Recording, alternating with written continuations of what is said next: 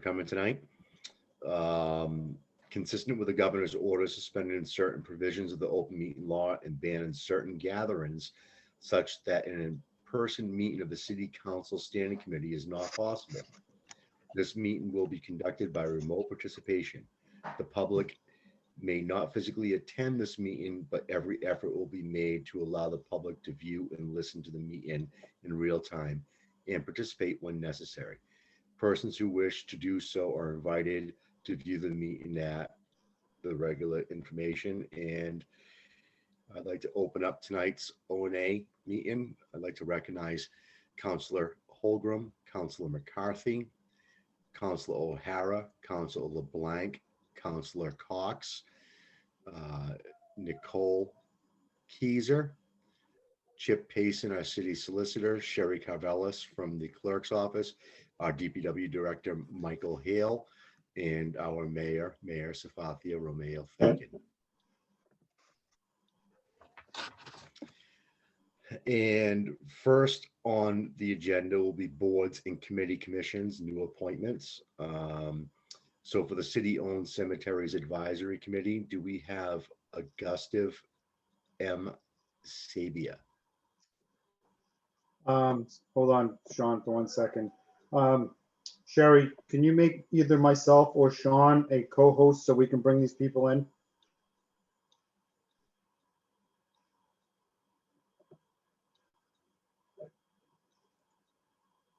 Okay.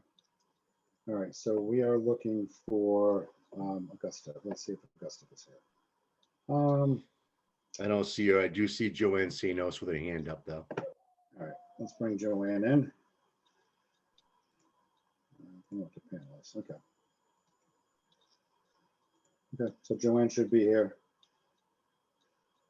Hold on. Note the panelist. Failed to. All right, hold on. We're having difficulty bringing Joanne in for some reason. Sherry, you want to try to bring Joanne in because I'm trying to. So if you go over, do you know how to do it? Yep. One sec. Mine's just given an error code. I'm getting the error code as well. 3041.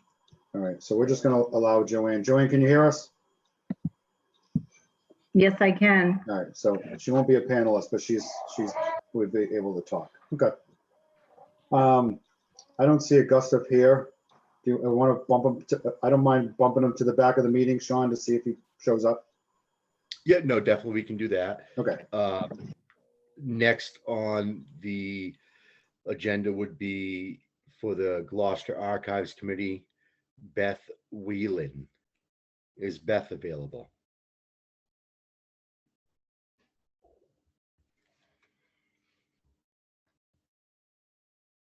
I don't see Beth.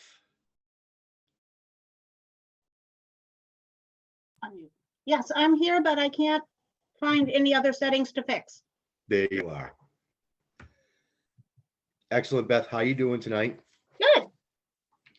You want to tell us a little bit about yourself and why you want to get involved in the committee? Okay. Hold on, we lost her for a second. All right, Beth, we lost you for a second. Can you hear me? Yep, I can All hear right. you. Go ahead. And so, Start over. can you hear me now? Yes, we can. Loud and clear. Okay. Perfect. All right, can you see me or do you need to see me? We don't need to see you. We can hear you. Okay.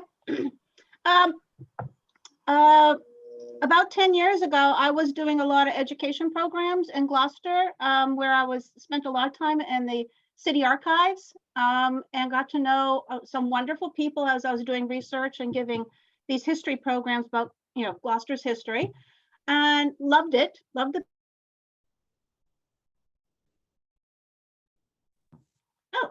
Oh, I'm sorry.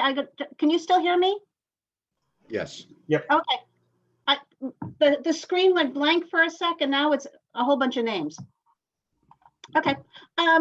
So I fell in love with the archives. I have since moved from that job. I was the education program director for the Gloucester Adventure, teaching about Gloucester's history and fishing history. And 7 years ago, I moved over to Manchester, the Historical Museum, and I am the director, co-curator, and I help out in the archives, of course, there, because we're a tiny little museum with very, very, very few employees. So I end up doing a lot of everything. And when I saw the posting that the archive committee needed help, I said, oh, I love doing that. And I love those people. And I love Gloucester's history. I could do that. And I actually have Mondays off. So I could actually, go back and spend some time in the archives once COVID's over and we're allowed back in the room. So yeah, that's me.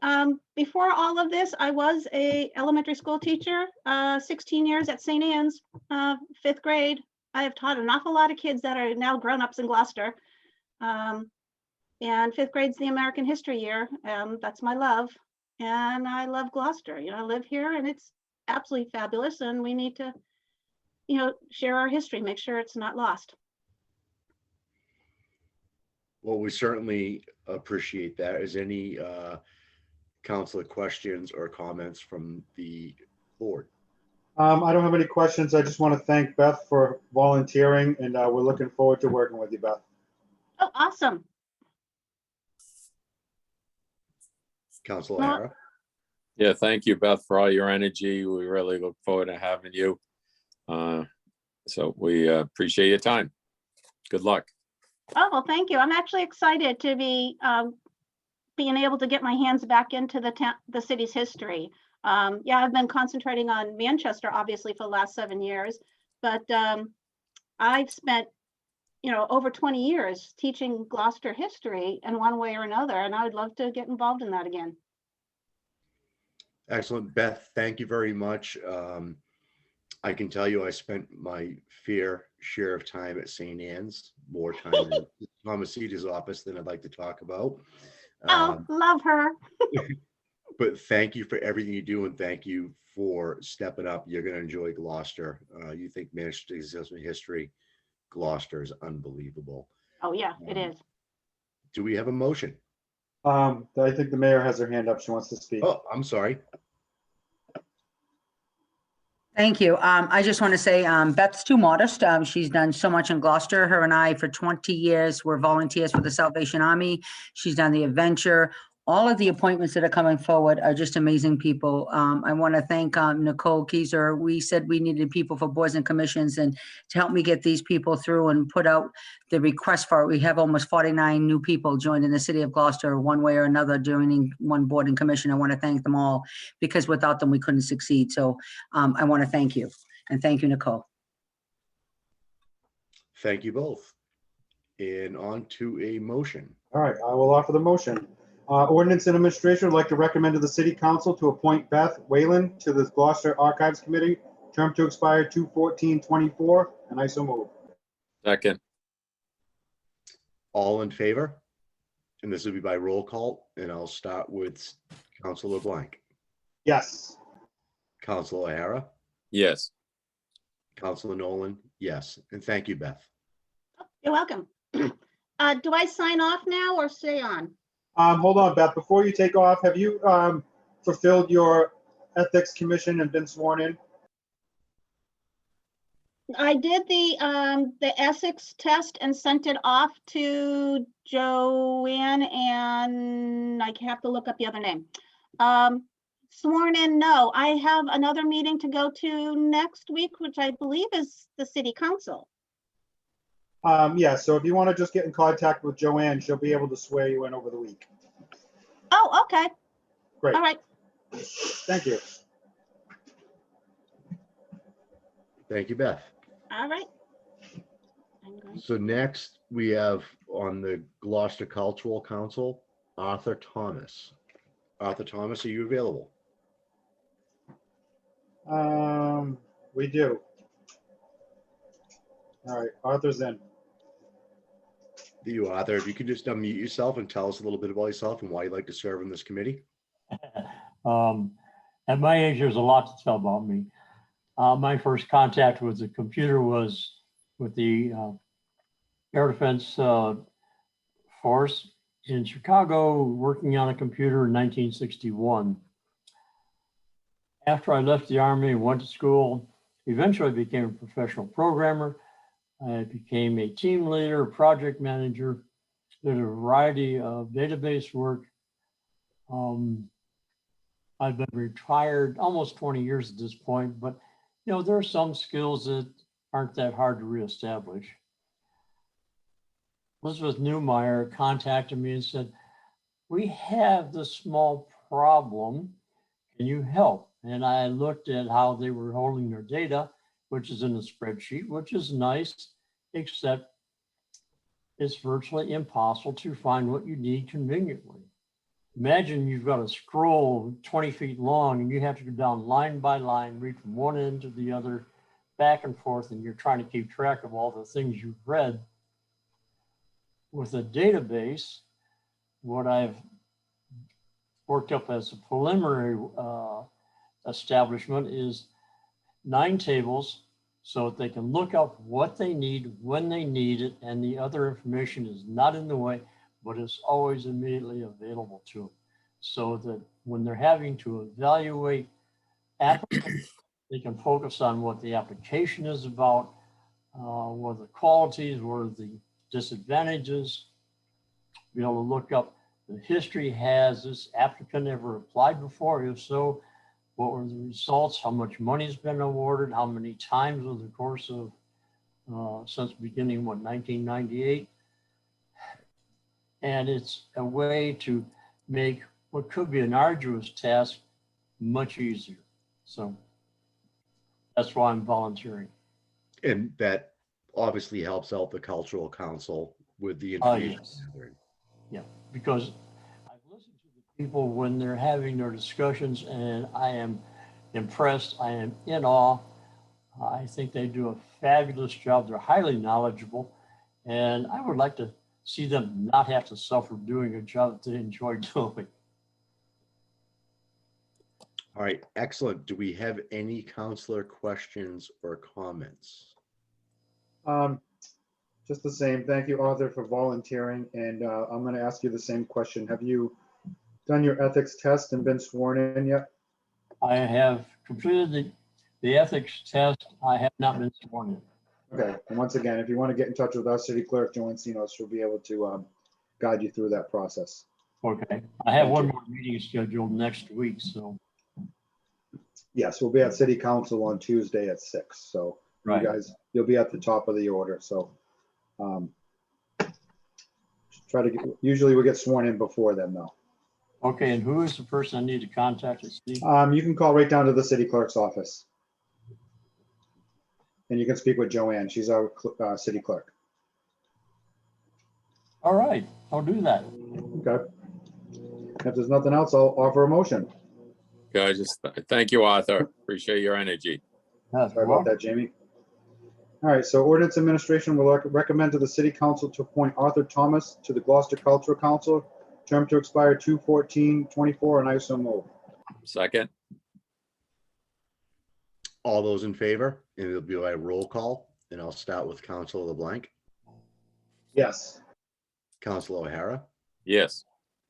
Councilor Nolan, yes. Thank you, Arthur, and contact Joanne to get sworn in. We'll see you next week. Thank you. All right, thank you. Have a great day.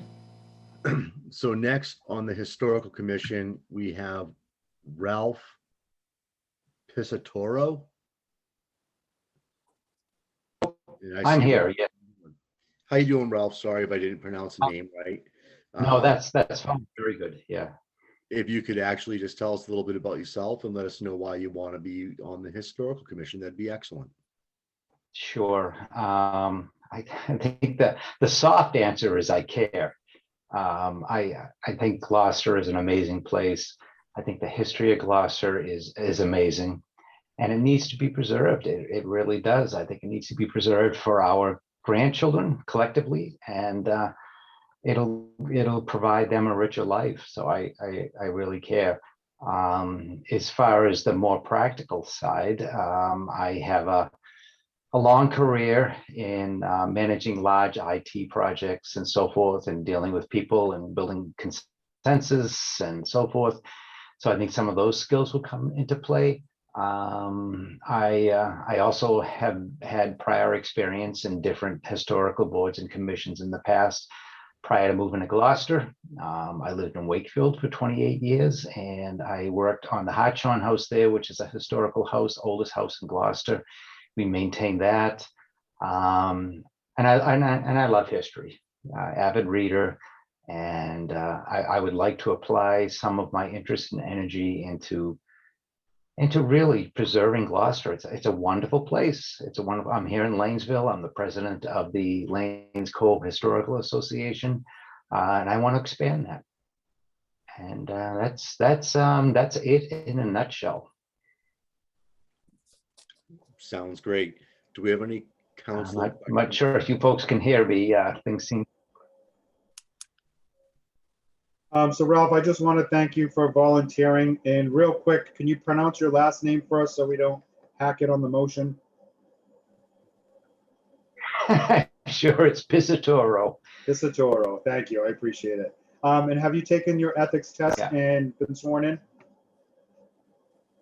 Yes. Well, I've taken my ethics test. I have not been sworn in. No. Okay. Just like I said, get in touch with our city clerk, Joanne, and she'll take you through the process. But once again, thank you. Okay. Great. My pleasure. Thank you, Ralph. All right, and I will All offer the right. motion. Sean, did you want to say anything before? Sorry about that. No, thank you, Ralph. Ordinance Administration recommends to the City Council to appoint Ralph Pisatoro to the Historical Commission, term to expire 2/14/24, and I so move. Second, All right, all in favor, and this will be by roll call. Councilor LeBlanc, Yes.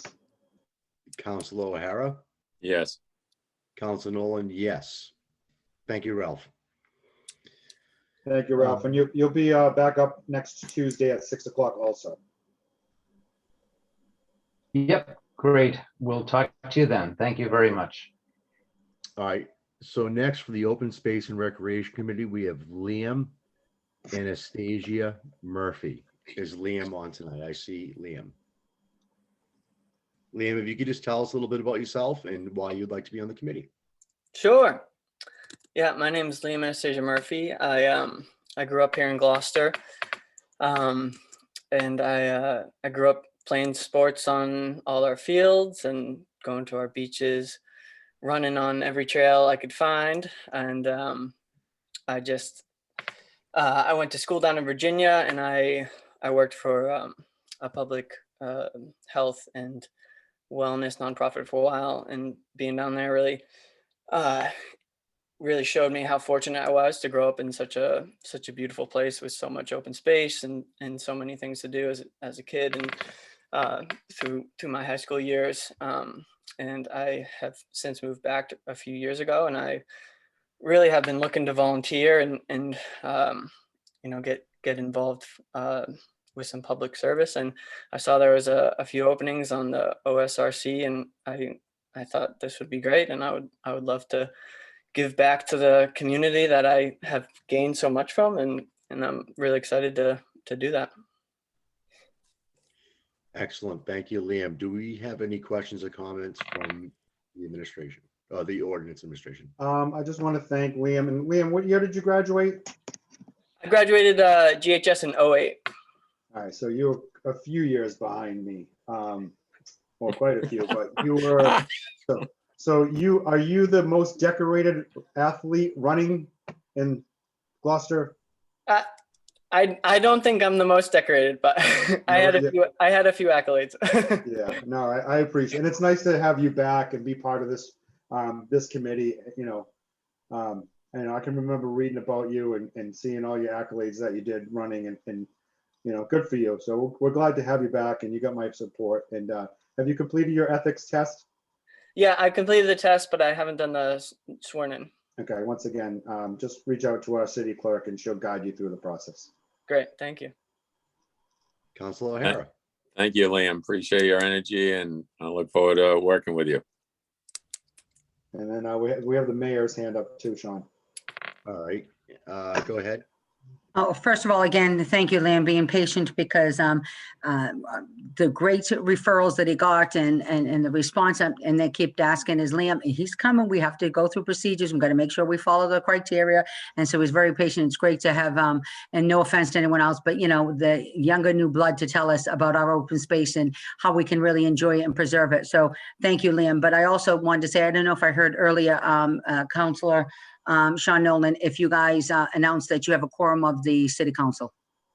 We do have a quorum in the city council. I did not say that. I'm sorry, but we do have a quorum. Okay. And Liam, if you guys need anything, and anybody else coming up for these boards and committees, if you guys need anything, not only from the city council, but the mayor's office, definitely reach out to any one of us and we'll be able to help you with any questions. And Liam, thank you for doing this. The young blood with your enthusiasm and the few accolades, that was modest. You've been a hometown hero for a lot of people, and we appreciate you stepping up. Thank you very much. I appreciate it, y'all. All right, so We I have a will motion. offer the motion. Ordinance and Administration would like to recommend to the City Council to appoint Liam Anastasia Murphy to the Open Space and Recreations Committee, term to expire 2/14/24, and I so move. Second. All in favor, and this will be by roll call. Councilor LeBlanc, Yes. Councilor O'Hara, Yes. Councilor Nolan, yes. And Liam, thank you again.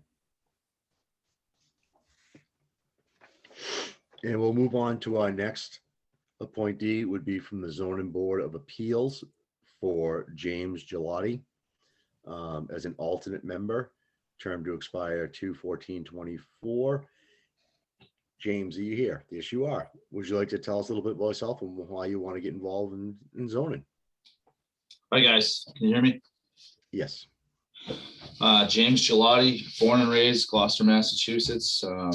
Went through the school system. I've worked in the city for a few different companies over the years. And building materials is my my current job. And I've always wanted to volunteer some way in the city of Gloucester. I worked with Sean on a water project that for my neighborhood and Jamie O'Hara, which was enlightening. And I just wanted to help. I helped my neighbors on that project, and I'd like to be an advocate for other people on their projects. And I thought a nice first step would be the zoning board. So I reached out to the mayor when she mentioned a few meetings ago that they needed volunteers, and here we are now. So I look forward to it. I've been at the last few meetings for the zoning board, and like to move forward and make it official. Excellent, James. Thank you. Do we have any questions or comments from the board? Same thing, James. Welcome, and we appreciate you volunteering. The ZBA is a really good board. People need to have their hands held every once in a while to be guided through the process, to understand what the process is also. So if we can make sure that we point them in the right direction, that's great. And then also your ethics test and being sworn in. All set on both. Perfect, thank you. Councilor O'Hara. Sure. Thank you, James. Appreciate your willingness to step up. It is an important board, and your area of expertise in construction will be of definite benefit to the city as well as the applicants. So thank you very much. You're welcome. James, I did have the privilege of working with you on some projects, and you're definitely knowledgeable and educated, and the way you worked with the community and your neighbors to pull things together in some tougher times, you excelled at that, and your experience in building is something that I think will go a long way in the ZBA, and I do support you tonight. Thank you. Thanks, guys. And we have the mayor's hand up also, Sean. Go ahead, Mayor Sapa. Thank you so much. Just so you know, Bill Sanborn, who is on the ZBA, that is one of the liaisons, decided that, when we have some new people coming on, we should give them just a 90-day appointment to see if they really like it, see if they have a fit, because everyone loves to do certain things, but you know what? as we known in the past, that we want to make sure now that everything that goes forward, that we take precautions and we look and we have that. And James got the full support of everyone, and it was like unanimous, please. You know, he's great. He adds input, and it was wonderful. And so James, everyone on the ZBA thinks you're doing a great job, and they wanted you for a permanent position. So thank you. And I've been going on and watching everything, and it's truly amazing, truly amazing. So thank you, James. Thank you. So, Sean, before we offer a motion, Mayor and Nicole and Chris, before, at some point over the next couple of days, can you guys send us an updated list on boards and commissions that, that need volunteers, so we can share that with our constituents? Yes, Enzo was actually working on that today, Yeah, so I'll make sure I follow up with her tomorrow. Yeah, that'd be great, because I know there's a few openings, and I'm sure people are looking to get into, especially during election season, people are looking to volunteer, so. Okay, thank you, I appreciate it. You're welcome. All right, so I will offer the motion. Just so you know, Steve, we are matching the criterias because a lot of them had criterias and it were not being followed. So Okay. it took us a little longer. Like I said, Nicole was taking care of that. We're doing really good because there was a lot of criteria who needed to be 2 years, 3 years, who needed to be a resident of certain amount of years. And so we're cleaning it all up. So thank you for asking. Good. And once again, before I offer the motion, you know, the boards, James, just so you know, and everybody else knows on the call that, you know, these boards and commissions are vital to not only the city council, but the mayor's office to report back these volunteers. You know, the council has our hands full, the mayor's office has their hands full. So these people that volunteer their time to go out and make sure that things are going smoothly is just above and beyond what we could ever ask for. So don't think that we don't notice what anybody's doing or we don't reach out to anybody, but we do, and we appreciate everybody's that volunteers for one of these boards and commissions, because it's just, like I said, over the top for these people to come forward and use up their personal time to report back to us to make sure things are going smoothly in the city. So I want to thank everybody that's been here this evening for to volunteer for a board or commission. So with that being said, I will offer the motion. Ordinance Administration would like to recommend to the City Council to appoint James Gelati as an alternate member to the Zoning Board of Appeals, term to expire 2/14/24, and I so move. Second. All in favor, it'll be by roll call, and I'll start with Councilor LeBlanc, Yes. Councilor O'Hara, Yes. Councilor Nolan, yes. And thanks again, James. Thanks, guys. So next on the agenda, we have City Council 2021-002, Cox O'Hara, amend GCO Chapter 21, Streets and Sidewalks and Other Public Places, Article 5, West Gloucester Fire Range. This was continued from March 1st, 21, then March 15th, 21, and 4/5/21, and it's to be withdrawn. Do we need to make a council motion to withdraw this? Yes. Councilor Cox has her hand up. I'd like to speak to my motion before you just offer to withdraw it, since I get to do that. I would prefer to go to item 3 and make sure that successfully passes and moves to council before I offer to withdraw the order from Councilor O'Hara and myself. All right, I see no problem with that. Does the rest of the committee have any problems with going to item 3? None. All right, so we're gonna hold item 2 and go to 3. And that's Councilor Cox O'Hara LeBlanc, amend the GCO Chapter 21, Article 5, West Gloucester Fire Range, Section 2187, West Gloucester Fire Range, by deleting Article 5, West Gloucester Fire Range, Section 2187, West Gloucester Fire Range in its entirety, and adding Article 5, Section 2187 reserved. Do we have any councilor questions? And Councilor Cox or O'Hara, would you like to speak on this? Councilor O'Hara, if you want to speak first, I can go after. No, go right ahead, Councilor Cox. Thank you. So I understand that the mayor and Chief Conley have declared that they will not be using it. We still haven't received a clear-cut explanation as to why, other than the residents proved that through Article 97 that it is an illegal use, but we still have not received a memo from legal stating the exact reasons why it's illegal use in regards to Article 97. So, I mean, that's still kind of an outlier. I'm not going to complain about the fact that they have decided to finally listen to the general public on this, and that an outside attorney that was paid for by the residents were able to stop this process from happening and moving forward. So I applaud the residents that had to go out of pocket for this. And I apologize that you even had to, but I appreciate your further efforts on this. That being said, we are just going to be deleting this from our records. So striking it from the ordinance as an allowable use. So I believe that is my understanding of what is happening.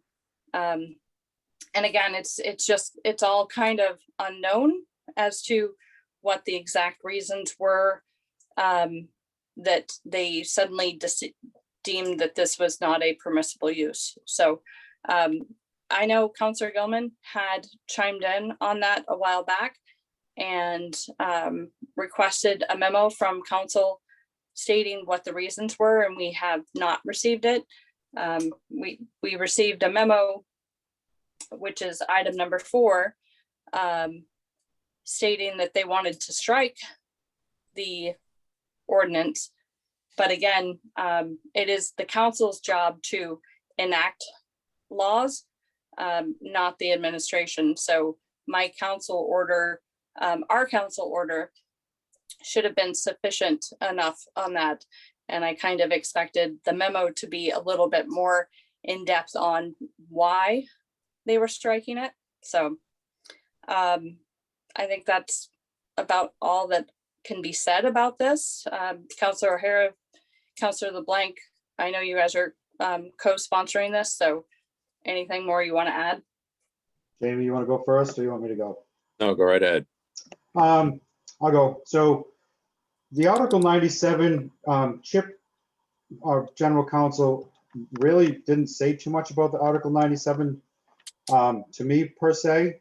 I know I had a conversation with the mayor and the chief, and she wanted to cease and desist with everything there. So I don't think Article 97 was really brought up in the discussion that I was in anyway. So but we can leave that up to Chip if he wants to discuss something like that. But I'm in full support of this evening. I don't want to get ahead of the horse here. But I think that, you know, moving forward, this is a good win for the neighborhood. This is a good thing for the city council, and a good thing for the administration just to move forward, to delete the whole thing. And my question is, why are we adding Article 5, Section 21-87 reserved if we're going to strike the whole thing? I mean, I don't see why we should add another subsection to this if the whole thing is just going to be deleted from the books. So I don't know if Chip wants to answer that. Or can I answer that? Oh, yeah, absolutely. Okay, so it is in the middle of the Code of Ordinances. So if we ever want to use that section again for a new ordinance, Okay. we reserve it so we can, if it applies to that section, we can add it to that without adding new numbers. Okay, I get you. Perfect. So what we usually do is when we delete something, we kind of reserve those numbers because they've been in the code for so long. And if we want to add something new, we just reuse the numbers. Okay. So after the After I read the motion, I will be amending it to add, it can be never used as a firing range again, just so everybody knows, because that way, even though it's in section 21-87 reserve, at least we'll have that verbiage in there as it'll never be used as a firing range or shooting range or training facility or whatever we want to use it as. I'm done, All righty. Counselor. Any other questions from the committee? Any councilor questions? Councilor Gilman. Thank you, Counselor. So I just wanted to mention a request that I had put in at one of our last city council meetings. And it's basically, I had requested that we do get a update from Attorney Payson, just in terms of the interpretation of Article 97, because that was a major component of this decision. And I just feel like, you know, he did the legwork on this, and I'd like to hear back from him. So when I brought this up, Councilor LeBlanc, you had said that, you know, it could be brought back to this meeting. That was your suggestion. And if it's not brought up today, it certainly can be brought up at the city council meeting when we all vote on this as a total group. But I just think that it's part of the closure to understand what the implications were. When I read the paragraph from the minutes on April 5th, when this was discussed, there were a couple of different messages in that paragraph. And I think that we need to all understand what the decision is from our legal department. So I have nothing to add about this particular decision tonight, except for the request to the mayor that I had made. So I just wanted to mention that. So thank you for allowing me to speak to that. Thank you. Not a problem. Thank you, Councilor Gilman. With that being said, do we have a motion? The mayor has her hand up also. I'm sorry, Madam Mayor, I don't see the hand. I got it.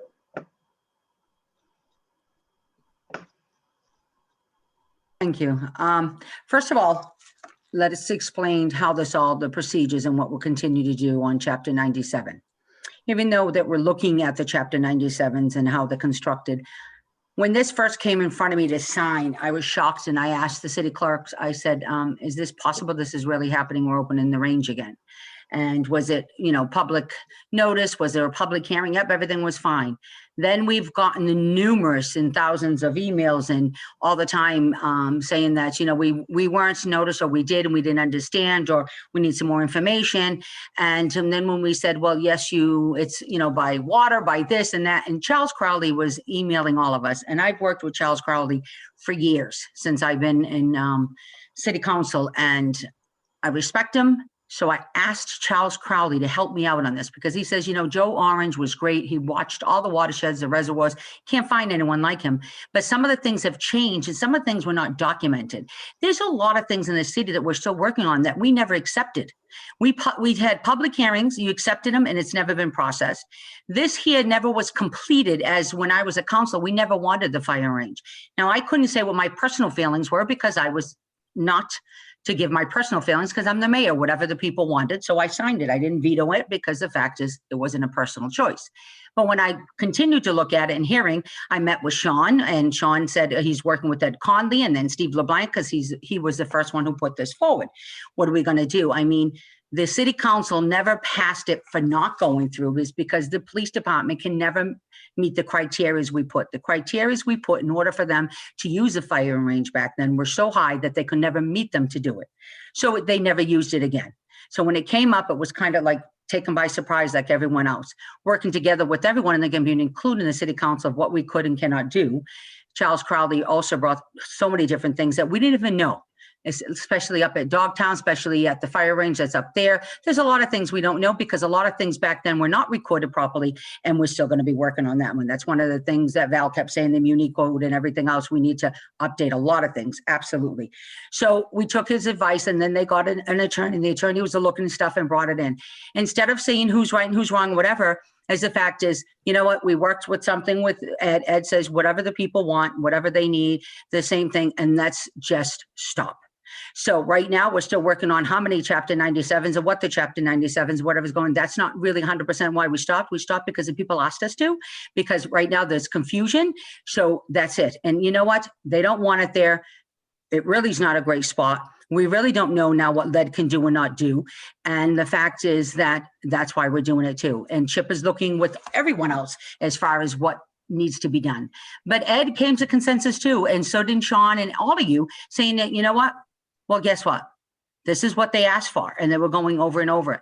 And the fact is, to spend money to look at lead, to see how much lead is from a bullet, or what can they use, or can they not use non-bullets, everything else, because we just don't know anymore what things do to the environment. Look what some of the things that happened at the high school. Look at some of the other things. Do we still want to add more? Well, so we said, he says we don't have to use it. We won't use it. We'll find it's going to be costly. You know what? But it's an environmental issue too. And not for nothing, I keep telling people, and I told everyone, in 3 years, nothing can be there. We got to repair the dam. So, so we're arguing over a 3 years process, really. So let's just repair it. Let's work together, and we'll fix out the Chapter 97s and more procedures and look what we need to do, and we'll move forward. Thank you. Thank you, Madam Mayor. Sean, before we move forward, Steve Noel's had his hand up since the beginning of the meeting. I know we can't, it's not a public hearing, but maybe if he has a question, we'll let him in. He's been on there for quite a while. If Steve has a question, that would be fine. So Steve, this isn't a public hearing, it's just a public meeting. So if you have a question, you can ask it, but we're not going to take any public input at this point. Yeah, no, apologies. That must have been a slip of my finger. I did not mean to raise my hand. No problem. We just want to be courteous before we don't recognize anybody. Oh, I appreciate that. Sorry about that, folks. Thank you. All righty. So without any further ado, do we have a committee report? Yes, I will offer the motion. So Ordinance Administration would like to recommend to the City Council to amend the Gloucester Code of Ordinances, Chapter 21, Article 5, West Gloucester Firing Range, Section 21-87, West Gloucester Firing Range, by deleting Article 5, West Gloucester Firing Range, Section 21-87, West Gloucester Firing Range in its entirety, and adding Article 5, Section 21-87 reserved, and I so move. Second. And I would like to make an amendment to this motion and add to never be used as a firing range or shooting range again. And I so move. Second. All right, so we're going to move on the motion to amend, and we'll do this by roll call vote. And I'll start with Councilor LeBlanc. Yes, but right before I do it, so that way it's in there reserved, so that way it can never be bumped as this again. And I'm a yes on the amendment. Councilor O'Hara. Yes. And Councilor Nolan, yes. So that would be a total vote on the actual motion and the amendment. Is that correct, Councilor Blank? No, now we have to go back to the main motion with the amendment for a vote. So we'll go back to the main motion, please, with the amendment. Yes. Councilor O'Hara. Yes. And Councilor Nolan, yes.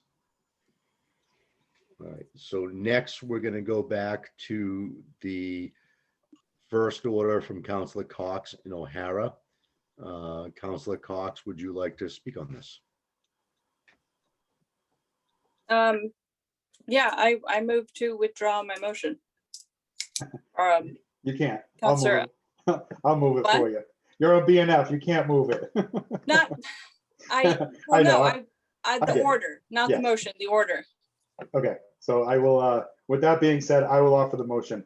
Ordinance Administration would like to recommend to the City Council to withdraw Council Order 2021-002. Oh, I'm sorry. Yeah, 2021-002. Streets, sidewalks, and other public places, Article 5, West Gloucester Fire Range, and I so move. Second. And this will be for roll call vote. Counselor LeBlanc, Yes. Counselor O'Hara, Yes. Counselor Nolan, yes. So next we have item 4, which is a memorandum from General Counsel, proposed amendment to the Code of Ordinance, request closing the West Gloucester Firing Range. Councilor Nolan, I think we basically squared You're this right. away with Councilor Cox's motion. Yep. You're My right. order, not my motion. Yeah, the order, our order, sorry. All right, so next will be number 5, City Council number 2021-005 LeBlanc to amend the GCO Chapter 22, Article 6, Traffic Schedules, Section 22-280, 15-minute parking by adding Grove Street westerly side, beginning at a point of 20 feet from its intersection with Washington Street in a northerly direction for a distance of 22 feet. Counselor LeBlanc, would you like to speak on this? I would. So the owners of Carl's Cones had reached out to me a few weeks ago and asked to put a 15-minute parking sign. There is one currently in front of the building on Washington Street. They had asked to have one on the Grove Street side of the building also.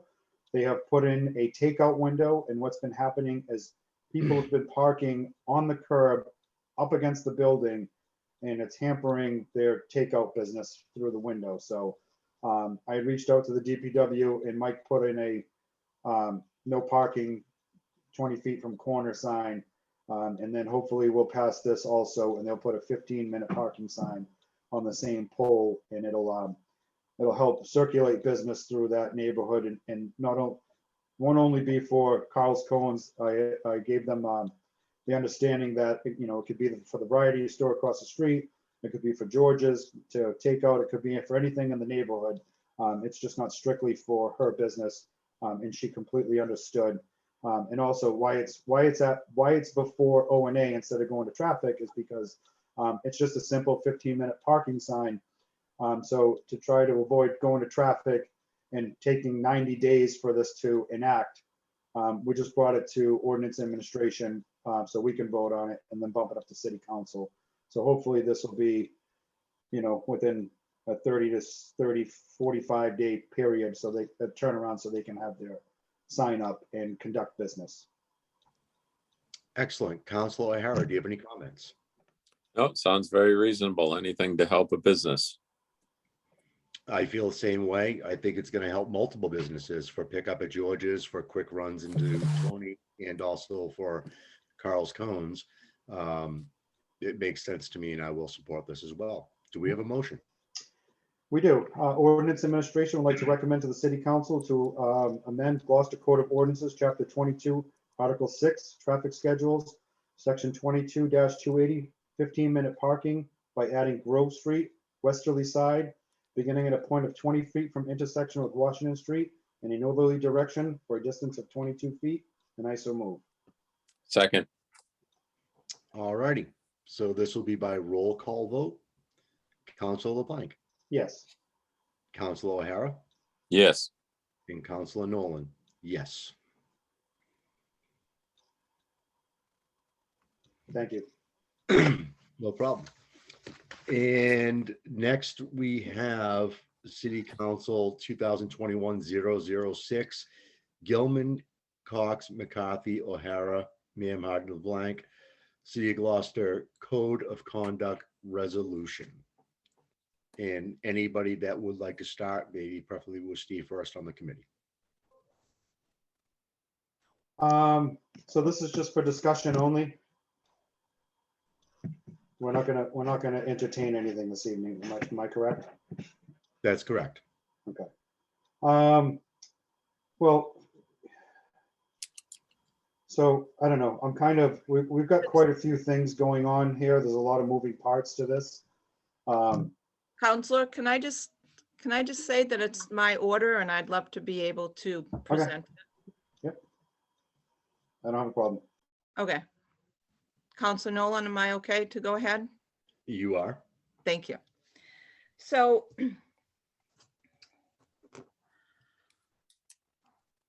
I developed this code of conduct as a result of leadership from the MMA, going back to a seminar that I attended back in January of 2020 at the Boston seminar. And this was a best practice example for elected officials and boards and commissions. I went to a more recent webinar in March where it was on a video, and there were close to 200 select people in Massachusetts representing both cities and towns that attended, and got additional information. And it was a very informative conversation led by the facilitators. So what I did was worked to get best practices from some of the towns that had implemented code of conducts, mostly for elected officials, and use those as samples of best practices. But I used the framework from the MMA best practice doctrine, which was from 2020.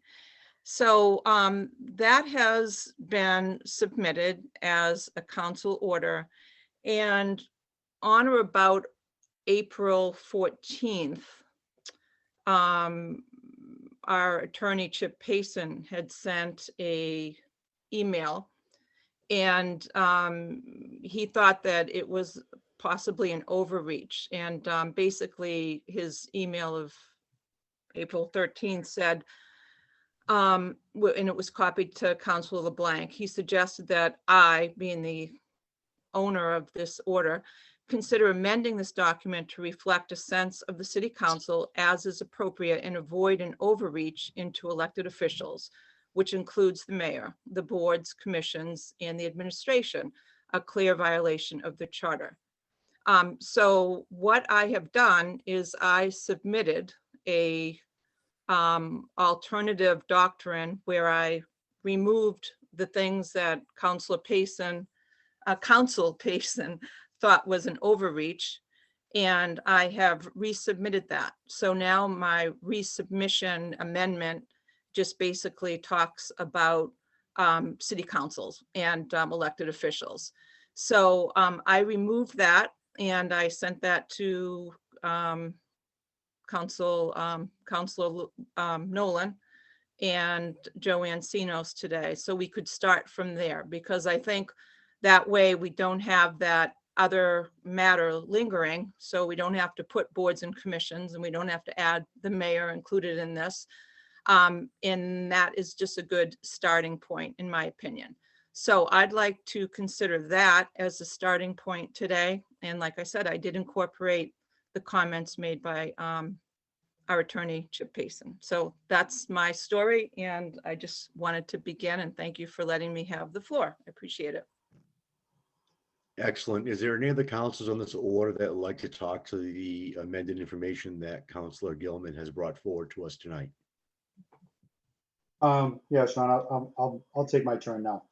So if my memory's right, we've done 3 civility resolutions, and I think 4 or 5 years. You know, after reading Chip's email about the overreach, and after reading Linda Brayton's email to us, and also in the Times about a non-elected official or somebody that's a volunteer on a board or commission, you know, I don't feel comfortable moving this forward. You know, if it's just going to be for the city council, I completely understand. But if it's non-binding for any other board or commission, I mean, I don't understand the purpose of this. So I'm going to ask to withdraw my name from this order, because I think, you know, Chip, being our city attorney, is going to give us advice on what we can and what we can't do. So I still take his what he says is advice to us, to heart, and if we're not going to be able to uphold this through any administration or any board or commission, I mean, we can pass order after order after order, ordinance after ordinance, and if we can't enforce anything, then, I mean, passing ordinances just doesn't really do any good for us. So I'm just gonna, and this is just for discussion. I know we're not voting on anything tonight, but I think we need to follow the city resolutions that we have in place at this point, instead of creating new ones.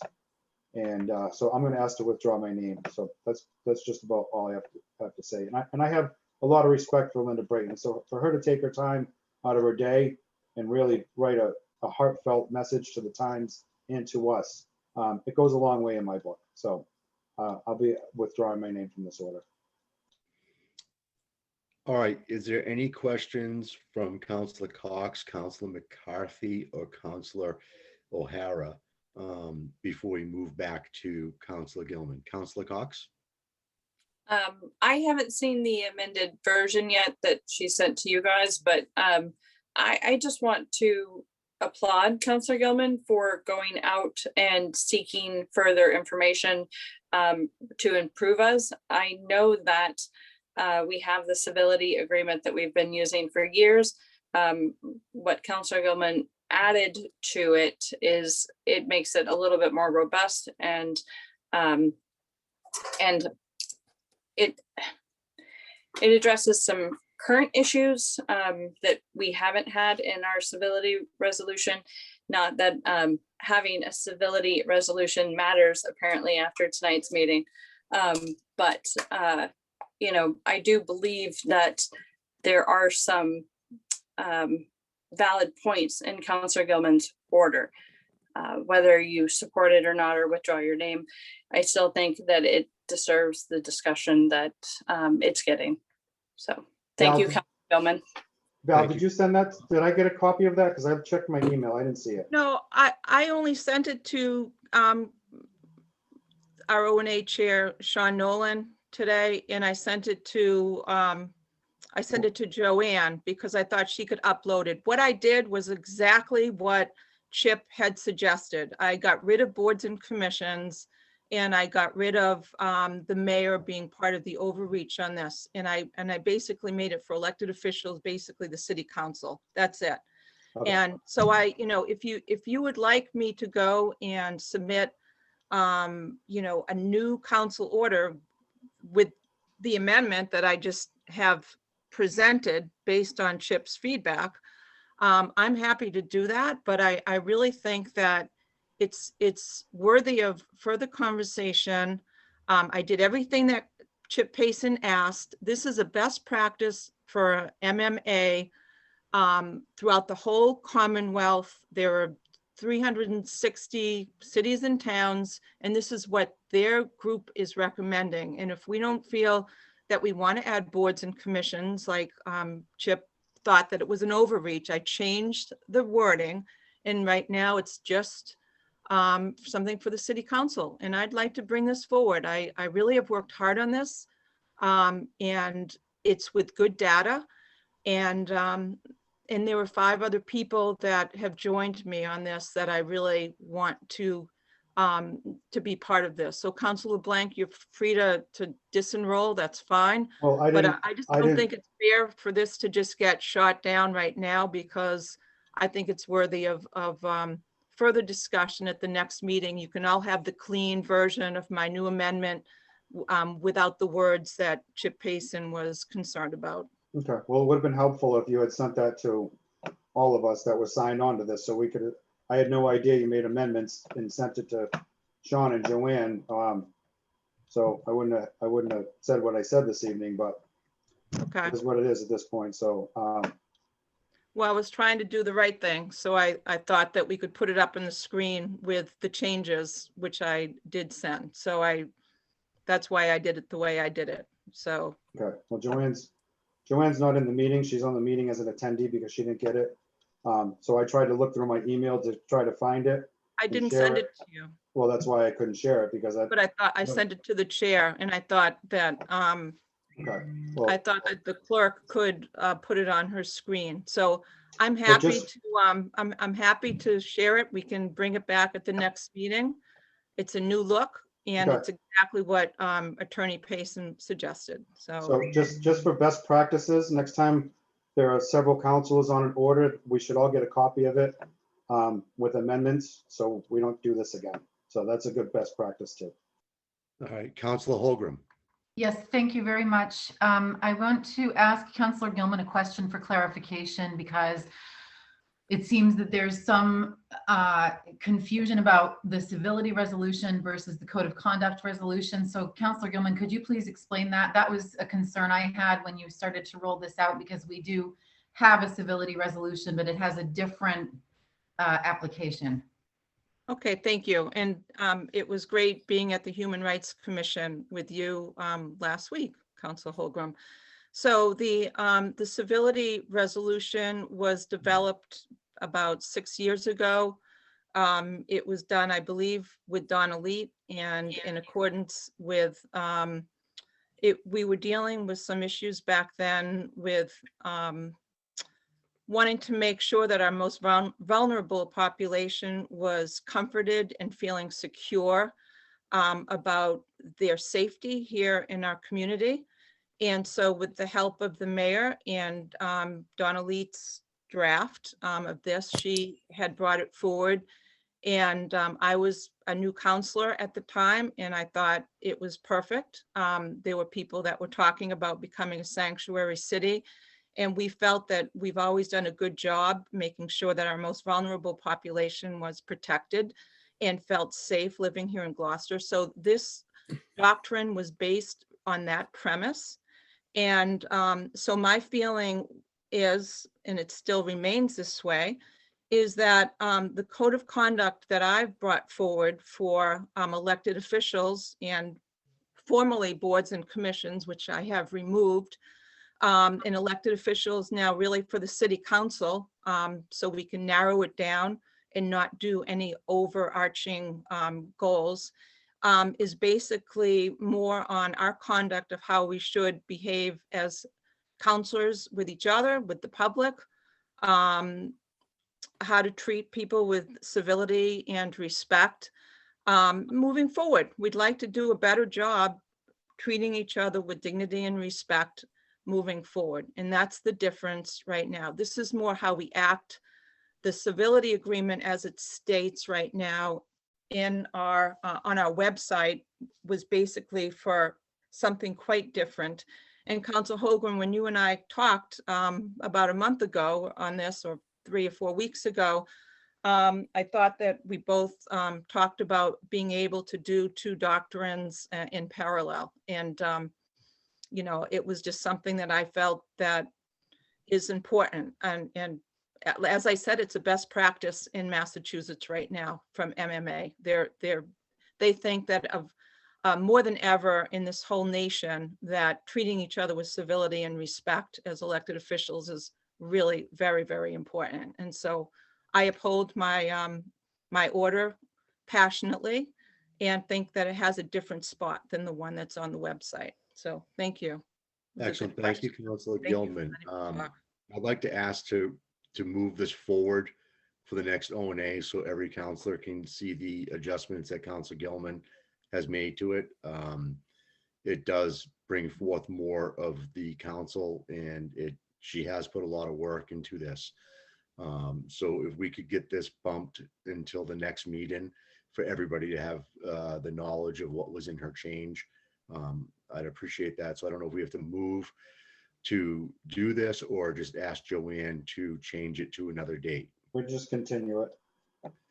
So we'd like to continue this to the next O&A meeting. I know we have communications issues right now, so I don't know exactly what that date would be, but would it be all right to say to the next O&A meeting? Counselor Nolan, Council, yes, go ahead, Sherry. the next O&A meeting is May 17th. Excellent. Thank you very much. I'd like to move this to May 17th. Great. Thank you, Counselor. Appreciate it. Thank you. So next on the agenda, we have Special City Council Permit 2021-008, Councilor Mamhard, Councilor McCarthy, Councilor Nolan, Councilor Gilman, to amend the GCO Chapter 22, Section 22-270.1, resident sticker parking only, 6 a.m. through 6 p.m., May 1st to September 15th, in Section 22-291, towaway zones regarding streets, roads throughout the city. So we do have a lot of people on this one, and I would like to start with Councilor McCarthy, then followed by Gilman, if they would like to talk on this.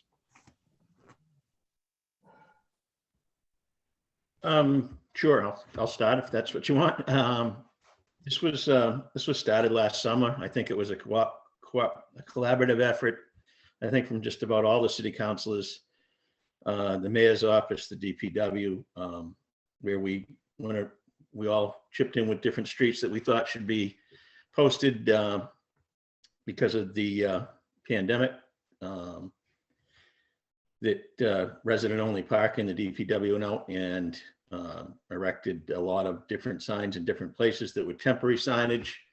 The feedback that I got from people that lived on those streets thought it was long overdue, that it should be a permanent thing, that people were using these neighborhoods, especially a lot of them are prohibited on weekends, but they're not prohibited on weekdays. And even when the lots weren't filled, people are just going to these neighborhoods, they're parking, they're evading the payment at the beach. I think the city's losing a lot of revenue by allowing this. I think the neighborhoods are picking up rubbish. I know they are because I see it. So I think we brought this to the Traffic Commission. Ryan constructed a list, and not to step on anybody's toes here. I know it's the ward councilors that reach out to the people in their wards, and so maybe you can the chair can ask the ward councilors to chip in. But like I say, my thing is that I think it's long overdue that a lot of these neighborhoods aren't used for everyday parking to avoid paying. We have to maintain the beaches, and I think it's important that we garner the revenue from everybody that uses it. Excellent. Thank you, Councilor McCarthy. Councilor Gilman, would you like to chime in on this? Yeah, thank you. So during the climax of last summer, I think everyone remembers how hard we worked to try to put some temporary signs up. And with the leadership of Councilor McCarthy and Councilor Nolan, worked closely with Councilor Memard and Ed Conley, our police chief, to come up with a list of the streets. And also Bob Ryan played a major role as to what Councilor McCarthy said. So what I did was, in my particular ward, in Ward 4, I came up with the streets that we had the temporary signs at, which were Andrews and Dooley, Vulcan, High Street, Olive High Street, Colburn, Quarry Street, and the Hodgkins Cove parking lot, the next to the entrance of UMass Marine Station. And so my request was to get these listed as regular closed streets for residents only from May 1st to May 15th to September 1st, I think is the date. May 1st to September 15th. Tow-away zones. So I think I've brought this forward to my constituents at length, and we've had many meetings. We've talked about these streets. They experience these streets with temporary signs, and they're committed to these streets. So I think that in a public hearing, we would get a good turnout of folks supporting this residents only parking on these streets. So I'm optimistic about this. I was reading in the Globe this weekend that they were talking about how Cape Cod is already booked like crazy for the summer. So I'm assuming that we're going to have a similar crowd coming to Gloucester as we've had in the past. And this is only one other way, in addition to increasing the the fines for this type of parking infraction to $50, which will be effective in, I believe, on May 15th when our order goes into effect. I think this will only help with controlling and respecting our neighborhoods when we have a surge of visitors coming and looking for places to park. So I'm hoping that ONA looks at this ordinance as something that's really important and time intense right now. So thank you. Thank you, Council Gilman. Is there anybody on our committee that'd like to respond to this? Councilor Blank? Yeah, it's not that I don't agree with this. I do, and I get it. But my questions are, so during last year, we're in a pandemic and people needed to get out of their house. They were holed up for months. The beach was a perfect place to come to. We've got 45 streets that we're adding to this resident sticker parking only. And one of the things that we tell the resident sticker parking people before we put this through is that if they're aware, if a family member comes to visit, they're not allowed to park on the street. So say I live on Rio Drive, or my aunt lives on Rio Drive. I live in Manchester and I want to go to the beach for the day. So I'm not going to be able to go to the beach if I park on Rio Drive at my aunt's house, even though I'm visiting her. Are all these people aware that they won't be able to have friends and family that normally come down during the summer to use their property or park in front of their house to go to these beaches that's one of the perks of living near the beach is be able to invite your family. Or not only that or have a family member over. I know some instances we've reached out to some people on some small roads where they've had, a wedding party or some special occasion. We've asked them to reach out to the police department and say, hey, listen, I live on a resident parking only street. I'm going to have a few people over because we're having a baby shower, we're having a wedding, or my mother's 90th birthday. And the police are understanding. They're not going to go tow and ticket it if they're aware of everything. But I'm just concerned, 40, 45 streets moving forward, that all these people are completely aware that they're not going to be able to have anybody park on the street from out of town, that a family member. So that's my only concern. It's not that I'm completely against this. It's just, I don't want to open up a can of worms and have to deal with this later on down the road that people can't have friends and family over. Thank you, Council Blank. Council O'Hara, do you have any questions before we go back to Council McCarthy or Gilman?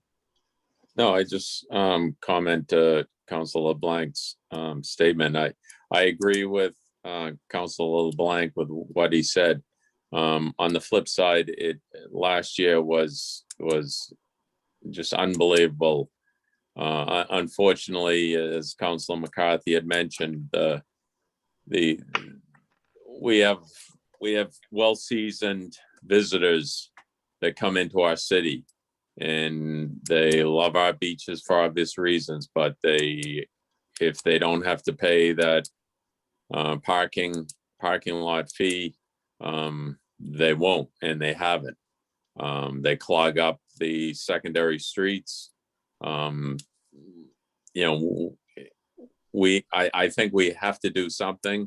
Maybe it's not perfect, but I think for the benefit of our constituents, we have to try something different and see how it goes. And if it doesn't work right, then we make modifications.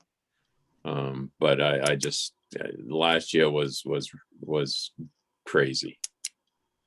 Thank you, Councilor O'Hara. Councilor Gilman, I saw you had your hand up first. Thank you, Counselor. So one of the things that we did was Joanne looked back at the orders that when we put this in initially, which was about, I want to say 7 or 8 years ago. So she pulled out counselor orders and votes back when we first started these streets. And one of the comments to address what Councilor LeBlanc brought up, which I think was a good one, is that they provided these for people that lived on these streets. So you go and you purchase your residents only sticker. And what folks understand is the way you deal with it is if you're having friends over you have 1 or 2 cars in your own residence that has a residence sticker, and you can park on the street and you let your guests park in your yard. And that was one of the workarounds in terms of making sure that folks had a place to park if they had visitors. So they just kind of swapped their cars around, which made a lot of sense. You know, the vehicle to purchase these is through the CFO's office. That's been the way that these stickers have been received, and they're typically $5.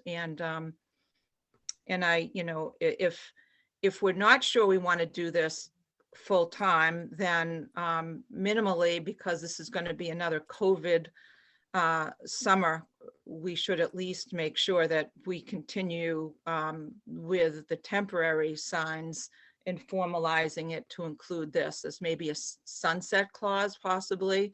That would be an option right now, I think, if we were a little bit tentative on the finality of this as a regular order. Maybe we can just look at this list as being all inclusive for a temporary one for this summer and see how it goes and get back to the drawing board, just as an option if you guys are tentative about this right now. But I just think these are the streets, this is what we experienced last summer, and we've got to be prepared. So Yeah, I don't have a problem with a sunset clause. I think that's the best option, so that way we can work the bugs out for a year.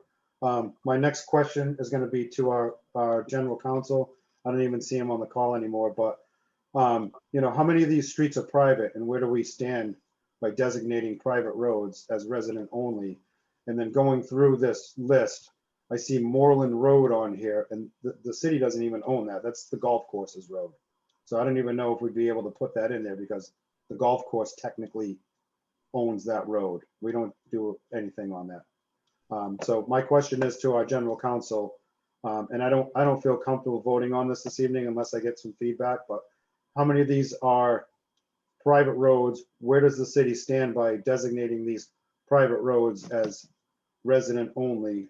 Because I know we're limited to what we can do on private roads, and Moreland Road, if that's even supposed to be in this list. Councilor McCarthy. Yeah, just to try to put a little bit of, shed a little light on what Steve's asking. Moreland Road's posted now weekends. And so is Marina Drive, Rio Drive, Porto Drive, Cabo Drive. They're all, and a lot of those are private roads, Rio, Porto, Cabo. They're all posted already Saturday, Sundays, and holidays. So even the residents can't park on the street Saturday, Sundays, and holidays. And having been a resident of East Gloucester my whole life, it somewhat puts a hardship on the residents that they aren't allowed to park on their own road. And like Val just said, if this went in, you'd be able to put your own car out on the road because you'd be a resident, and you could have company that was attending your house park in your driveway. And I believe, you know, we've gone through this with private roads before. The ones that are tagged now, it's you know, it's cloaked around public safety and whether it caused safety concerns where the parking wouldn't allow fire apparatus or police apparatus. So I think it's a case by case, but most of the ones I was involved with over here in East Gloucester, and I helped Scott a little bit with this last summer, were already posted, and they are already posted Saturdays, Sundays, and holidays. All right, so I'd like to add a few to this. One, most of the roads in my ward are surrounded by Stage 4 Park, and most of the residents are aware and are looking forward to this. And again, they are private roads for public access. They can't restrict the use of the road on their own if they want to continue with their contract of being a private road with public access for things such as municipal plowing, which was a ballot question back in 1947. So there are some restrictions that Mike Hale could touch on a little bit more on that. I do have a concern, and the one concern is the enforceability of it. The signs, from what I'm being told from the DPW, are close to $50,000 for the signs and the poles to make it legal and enforceable in the amount of the way we can publicize it and get it out there on the signs to be seen and then to enforce it. So there's definitely a question of, you know, how do we come up with the $50,000? Or do we just throw an ordinance out there that we can't enforce because we don't have the signs? Do we have a way of working with the administration on finding the $50,000? Because I know Mike can't shake it out of a can, out of a sign budget. And also, yes. I talked to Nicole, our CAO, before the meeting, and she had said to mention this is going forward because of COVID, because of last year. So we might be able to get some funding through the, and maybe Nicole could touch on it a little further. No, Of course. Go ahead, Nicole. Yeah, it would be under the CARES Act. It's not necessarily guaranteed, but it is appropriate for us to put forth the funding for these signs based on the fact that this is coming forward because of the impact of visitors from last year to this year and the anticipation of that due to COVID. And there are still COVID restrictions. So you would expect that the funding for the signs could possibly be covered under the CARES Act. I did talk to our CFO earlier tonight, and he mentioned that might be an option. If you do decide to wait or push it to another meeting, he also mentioned the stabilization fund, but that would take another meeting. And I know that there's kind of a primary reason for doing it before the summer begins. All right. And then Sean, the mayor has her hand up also. Excellent. Mayor Safathia, sorry, I can't see your hand. I'm sorry, that's okay, thank you. I really would recommend we put this forward and that have all this discussion at a public hearing because we're losing time. We have to make the signs if we do choose to. When COVID hit and everything else was hitting, I sent out an email to all councilors, ward councilors especially, is we're getting calls. What do we need to do? And like Sean said, we can't enforce these because there's nothing there. And we can't tow because there's no towing, so we can't do anything. So I asked the councilors to give me some suggestions of streets and going around, and some were overwhelming. Ward 4, no offense, overwhelming. Jamie was helping Sean left and right, places that, and Scott said, just give me a 2-mile radius. And so I said, yeah, that's the whole East Gloucester. And so we kept adding. And so, and it probably ended up being a 2-mile radius, no joking, but I needed names. I needed all that. I really, really have to thank the DPW and Bob Ryan. Bob Ryan worked on this alone. He didn't have to. I didn't bring it to the traffic commissioner. I says, you know the roads, you know the streets, walk around. He did this on his own. Okay, it wasn't an order. Can you please help me, Bob? And he did. And matter of fact, I got him a certificate for 10 lobsters. I appreciated it so much out of my own pocket because, I mean, he went every road. And then I asked Jamie, you should go around everything you can think of, Sean, all of you, because the fact is the more signs we put up, I mean, we were putting signs and they were taking them down. Then we were putting signs. I mean, I know some places can't, I'm not going to have them, but like on Moreland, that was like they're saying too, it's private, you can't do, but you should be surprised. And you're not surprised where they parked and we couldn't do anything. If Ed was here and Ed can come to the public hearing, the money generated from that, if it was just amazing because we needed more police officers, we needed more workers, we needed more things. I mean, it was crazy last year. We all know that. And I don't expect it to be less crazy this year.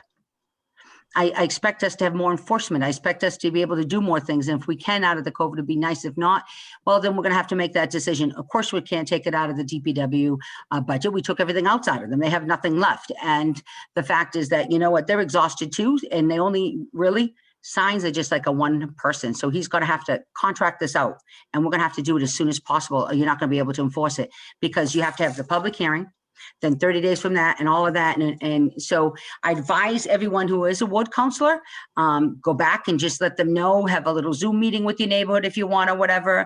And anyone like Barry's not on here, inform them down there because I know down at the fort, everywhere around there, on Western Ave, they were asking for certain areas too, because I mean, all of our beaches, when they say discover Gloucester, I think they did a great job. They discovered Gloucester because it's discovered people. So you know what? I understand, Steve, and I really thank you for thinking about the DPW and figuring out the private roads, because then they'll say, okay, but you're telling me I can't park here with my, and you're right, because we did get calls saying, well, now what am I gonna do? My friend can't hear and I can't, and I own a house, but I don't have my car registered here. It's not my fault. I don't have this. What do I do? We worked on it the best we can, and we'll take it step by step.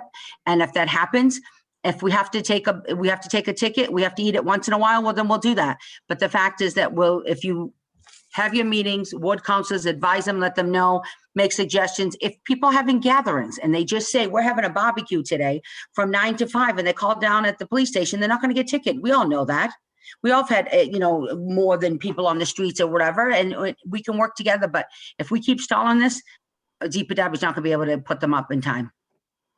Right. So No, I completely understand. These are, the whole reason for O&A is to hash all this out. Thank you. This is why I'm asking these questions. I'm not opposed to this whatsoever. I just want to make sure we do it right. I don't have a problem moving this forward to the city council for discussion, but those are some of the questions I'd like answered. Absolutely. I think, well, Chris left. If you can, we'll get those questions, or you can just email, or Nicole might have them, and we'll ask Chip. So with this way, by the time it's a public hearing, anyone else during who's here or not, please let the other councilors know, and the ward councilors. Chris is on here. Just let us know so we can get those questions. So when it comes to the public hearing, if there's any new ones, we'll see if we can address. We'll have Chip there. And if not, then you know what, we move forward, because we really need to, because there are some, we have to make them. We don't just have these signs anymore. And you got to figure out too, exactly what month to when and the time, please, because that's very crucial, is the time. And then May to September, and then what time to what time? 6 a.m. or is it 7 a.m.? Because you might have, deliveries. You got to figure that out so we can get that. And then we'll work on that. Thank you. Excellent. Thank you, Madam Mayor, and thank you, Nicole. I see that Councilor Gilman does have her hand up, and we do have the time on the ordinance as well.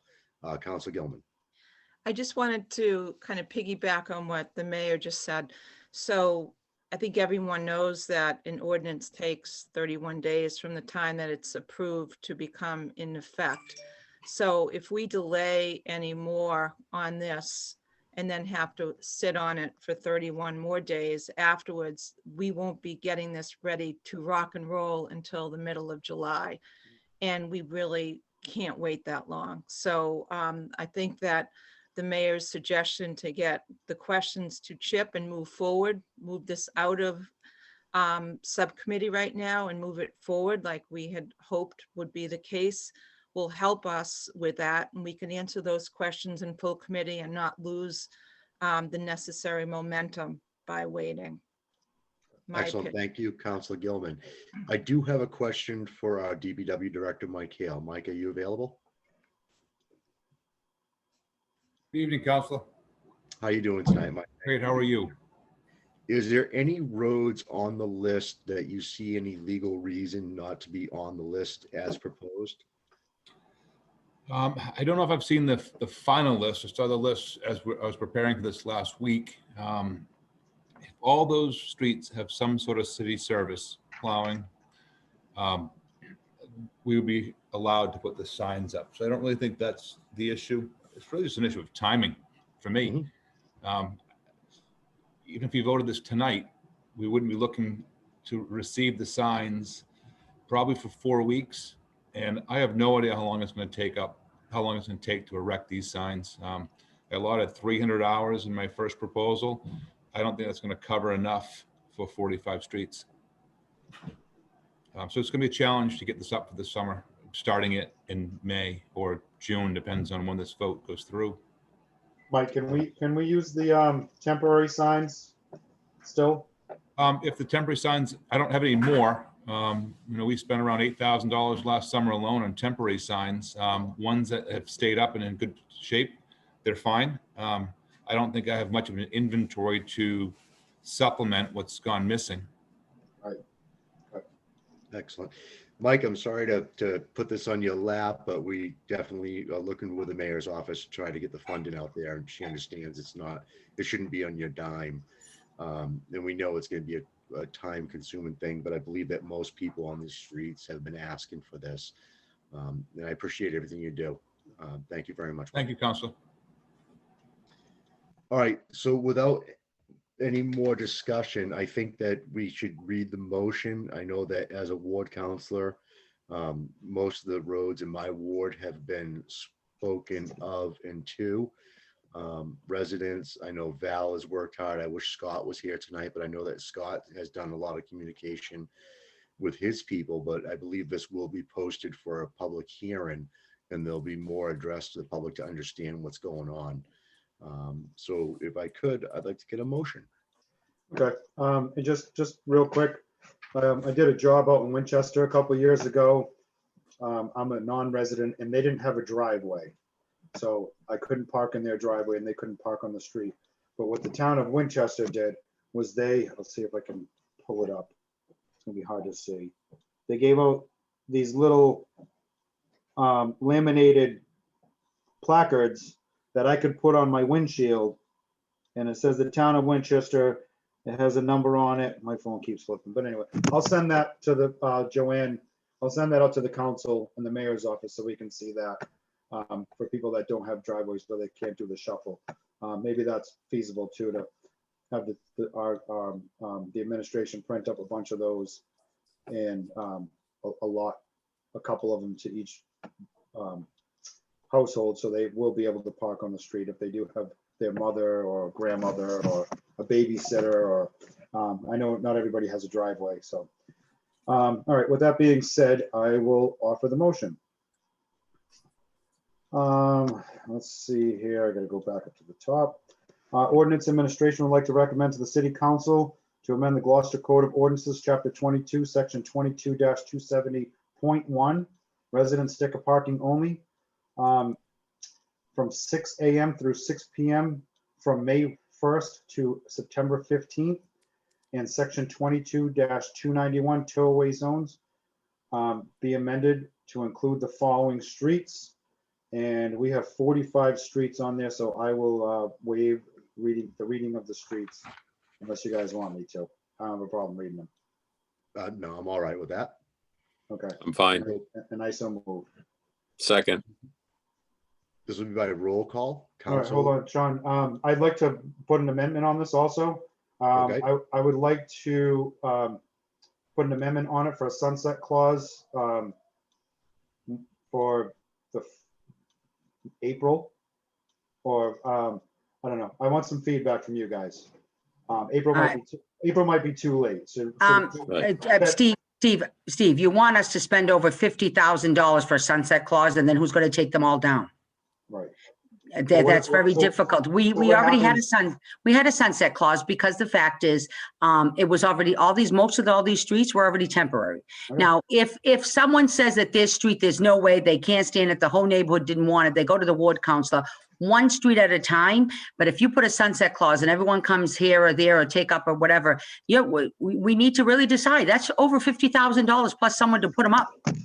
I agree, but I just think that we are going to get a lot of pushback on a lot of this. So then you know what? The ward councils need to do their meetings. You can have meetings, you can meet them, then they need to do that. You have a public hearing. You need to get out there, because you know what? Every time we do this, we say, well, then they come back. Well, that's what ward meetings are for. And you know what? If a ward councilor can't make his meeting, that's what your at-large is for. Help out, get in, and then do that, because you know what? I'm not going to be able to do and justify over $50,000. And if it don't go through the CARES Act, that's the stabilization fund that we're going to, and then say we're going to take it down. We really need to discuss all of this at your public hearing and make sure and say, you know what, well, if someone does, if your ward, let's say, all of a sudden says, you know what, we don't need these streets, no one's coming down here and we're having too many people, and you know what, your little placard don't work, or this don't work, or this don't work. One sign can come down, that's easy, we've done it. But we're talking about 45 signs here. 45 signs, and that's a lot of money. And there's a lot of places that need signs, and we don't even have them to do your 15-minute parking and all that. We're exhausted and out of signs and out of funds. So we really need to figure out what we can, because it might not go through the new CARES Act, the ops, because we really don't know what's happening. It's a possibility of roads and possibility of signs, possibility. But you know what? At least we can say we're going to take it out of the stabilization fund. I'm willing to go to John and say, you know what, this is one thing that the taxpayers are asking for as a little peace of mind in the summer. They want their roads because we know that they can't get them. You know, there's so much we can do. We can't stop the lights. We can't stop the traffic. We can't stop everything else. We can't stop, you know, illegal jumping and pushing and whatever, but this is what they asked for last year and they appreciated it. I'm hoping that they'll come forward, but ward councilors they'll have to have their meetings. They have to have a month to do it. You can go out now.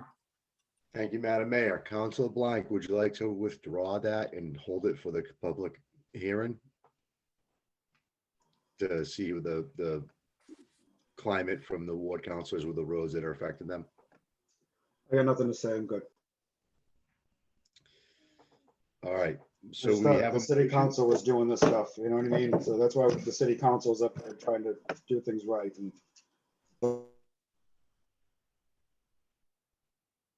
I absolutely understand, Counselor. You know what? You're right. Well, You we're know what? trying They to do want things. something. Well, all due respect, Mayor, we're trying to do things up here at the city council, and I'm just trying to make sure things are correct and we do things the right way. And you know what I mean? And every time we try to do something, it's just like, Well, a sunset as clause long is as we're difficult. guaranteed the $50,000 to do this, then I don't have a problem. As long as we're gonna get the money to do this, but I still think there's gonna be some backlash on some of this, so. But we'll discuss it at the public hearing. Right, but you know what, Counselor? You know what? I know you're upset, but you know what? That's what I'm talking about. You want to do it right, but I have to come up with $50,000. And then I have to come up with not just the 50,000 for the signs, but also for the people who put them up. We only have one sign person. So either DPW overtime or we have to hire a contractor. So I just want to make sure these are 45 signs. It's ordinances changes, and I understand you want to do it right. I'm not telling you what to do. You're the governance, I'm the administration, but I have to come up with the money. And we have to completely do our jobs. And that's what ward councils have to go around and do and find out. You're right, 100%. Everyone's going to complain. But most of the people got them last year. You were right, Steve. You did yours. Your ward was fine. Everyone else was fine. There's going to be a few. Well, then they'll come to the public hearing. You're right, Steve. It's not. I understand the frustration, but I don't have the money. And that's what I'm trying to figure out, because most likely if it doesn't come out of the CARES Act, I still have last year's signs to pay. Those temporaries were 8,000 plus the other ones, and it's still coming out of DPW, which I have to find the funding for. That's all. I'm just worried about the funding, Steve. All righty, so we have a motion and possibly an active public hearing on this. All right. Joanne, when would the public hearing be?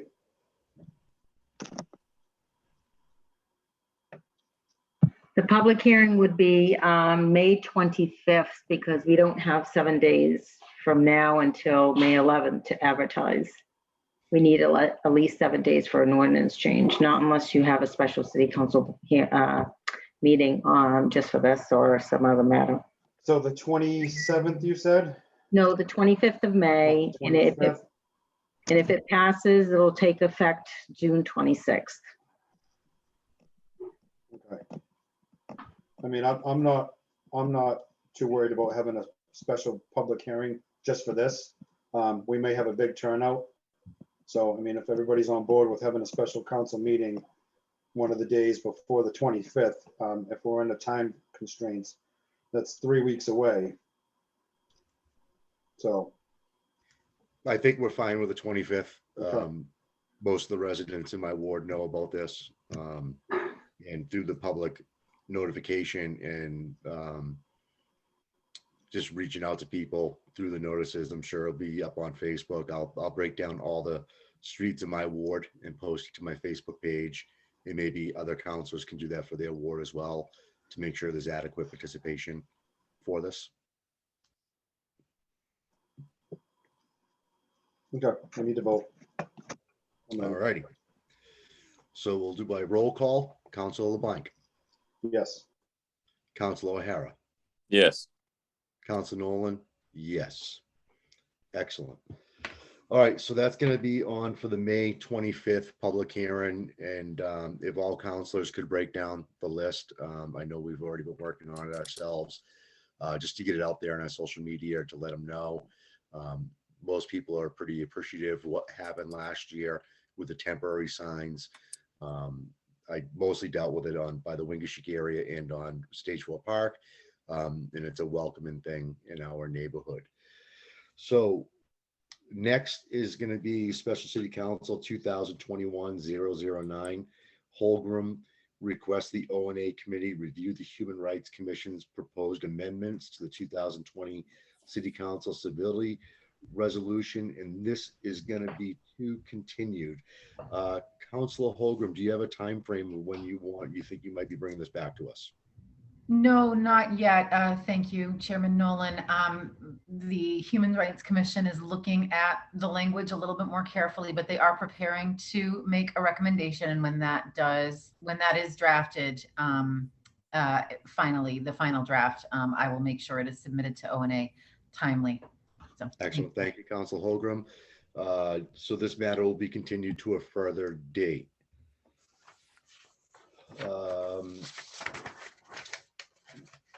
Next, we have an order for Councilor Memhard pursuant to MGL Chapter 54, 24, and Section 8(6) of the City Charter, requests that the City Council move the Ward 1 Precinct 2 polling place currently at 11 Webster Street to the Cape Ann YMCA, 7 Gloucester Crossing Road, effective with the primary elections September 14th, 2021. Councilor Memhard is not available right now. I believe we had some communications on this, Joanne. Yes, do you mind if I speak on this? No, please do. Okay. You're the election. So, as you all know, the voters voted to go forward to build a new combined school. Ward 1 Precinct 2 Veterans Memorial School is a polling place for elections. So we had a search to find a new location, and we are kind of limited on where we can move this, because as a city, we can only move another ward and precinct if it's adjacent to another precinct. So at first we thought about going to the Ravels Baker Senior Center, but Councilor Cox and Councilor Memhard had spoke to Tim Flaherty, the executive director of the YMCA, and took a tour, and it was decided that Ward 2 Precinct 1 touches Ward 2 Precinct, so we would be able to move it to the new YMCA. Myself and 2 of my staff took a tour, and the election would be set up in the new gymnasium. It does have ADA access, ample parking. So the recommendation, I spoke to Councilor Memhard, who requested that I put a council order in. And the recommendation is to move it to the new Cape Ann YMCA. And so we have the support of the 2 board of registrars, Judy Peterson and Lucy Sheehan, in which they reached out and sent an email communication, which I sent to all the councilors in the O&A committee. And also, if a building is not city owned, we have to have permission from the owner of the building. So Tim Flaherty, of the executive director of the YMCA, gave us approval to utilize the YMCA for elections, starting with the in all future elections. So we're requesting that this polling place, the city council vote to move it to the new Cape Ann YMCA. And speaking with the Secretary of State's office, according to the Mass General Law, once the city council votes to approve this, I would go back to the Secretary of State's office and inform them, send the certificate of vote, and they would have to approve it, and then we would notify voters. Under the new election law changes, which are only in effect till June 30th, we could do the same as when we changed the Plum Cove School, just post it on our website. And also we did a robocall informing the voters of a polling place change. If the election law changes for the fall, what we would do, we would have to notify the household of registered voters for every address in that ward and precinct by mailing them the change of polling location. And so I'm just making this recommendation on behalf of Councilor Memhard to move the location. Also, there's always a concern for polling locations. They're in schools because of security, because of parking. This would have ample parking. So whenever we can, the city can take a polling location and take it out of a school, I always, push that forward. Excellent. Thank you, Joanne. Is there any council questions or comments? Nope. Scott reached out and he said he's supporting this evening through an email this afternoon. I think Joanne previously stated that, but he's the ward counselor and I'm going to go along with him. Excellent. Yes, I'm okay. Excellent. And we have. Okay, I'm sorry. I forgot to mention that the YMCA is offering this at no cost to the city. They figure it's a service to the community. And once we get the approval from the city council and the Secretary of State's office, then we will have a memorandum of understanding that will be signed between the YMCA and the city. Excellent. Thank you, Joanne. So we do have a couple of motions, and if we could have the motions, that'd be awesome. We can. I just want to acknowledge Councilor Cox for this too, because her and I had a tour of the YMCA before it was open a couple of months ago, probably, maybe even longer. And she had reached out to Tim and asked him to do this. And right on the spot, he didn't hesitate. And for all the directors at the Y, kudos to them too, because Tim didn't even bat an eyelash before he said yes. He said, absolutely, we would love to have this here, and so on and so on. So, kudos to Councilor Cox and the directors at the YMCA for stepping up for their civic duty. So with that being said, I will offer the motions, and we have two of them. Ordinance Administration would like to recommend to the City Council pursuant to Chapter 5 of the Acts of 2021 that the City Council evaluate and report on whether changing the Ward 1 Precinct 2 polling location from the Veterans Memorial School, 11 Webster Street, to the Glen T. McLeod Cape Ann YMCA, 7 Crossing Road, would have a disparate adverse impact on access to the polls on the basis of race, national origin, disability, income, or age, and I so move. Second. All righty, and this will be by roll call. Councilor LeBlanc. Yes. And Councilor O'Hara. Yes. Councilor Nolan. Yes. And the next motion, please.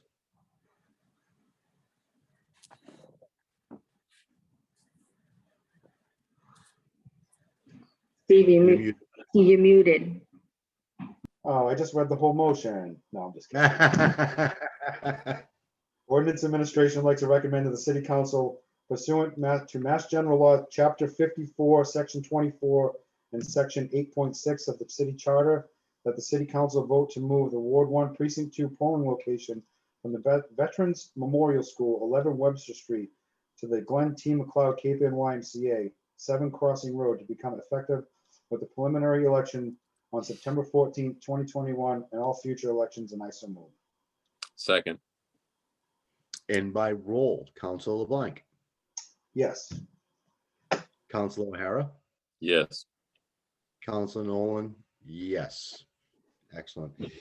So we're down to our last one for the night, and it's number 10, and it's Special City Council 2020-003 LeBlanc. Request to review the city charter pursuant to Section 10-1B, postponed from 3/16/20, continued from 5/4/20, 5/8/20 to 6/1/20. And this will be discussion only. Yep. So, yeah, there's no motion offered tonight. So I just want to put this back on the front burner because every year that ends in 0, we're supposed to elect a committee to review our city charter and make any changes. So now that the restrictions are starting to be lifted and we're easing capacity and stuff like that, I think we need to reach out to our constituents, not just the Ordinance and Administration Committee, but all of us on the city council and also through the mayor's office, reach out to some people, gather some volunteers for this committee so we can get this back on the front burner and start reviewing our city charter and follow what our ordinance says. So this has been postponed. I know COVID really threw a monkey wrench into everything last year, and we're looking forward to gathering some volunteers to take a look at things and see if there's any changes needed and recommend to the city council we can move forward with this. So I'm requesting that everybody in the panelists and attendees that, especially the attendees, is if you'd like to join this board or this commission, reach out to any one of us to take a look at the city charter to see if there's any changes that need to get done. And by law, we're supposed to be doing this. So let's push this forward and get some members on this so we can enact this in the next couple of months, hopefully. So Excellent. Thank you. that's basically what we want to do. Could I make a comment? Yes. Joanne. Okay, so I do want to tell, just comment that it's to make minor amendments or recommendations to the charter as long as they have nothing to do with the electoral process. If you want to do the electoral process, it has to go through a either a charter commission review by getting the signatures or through a special act. Right. So this is only for minor amendments. Okay, and Joanne, one other quick question is if that we don't have a charter committee, will Ordinance Administration be able to do this?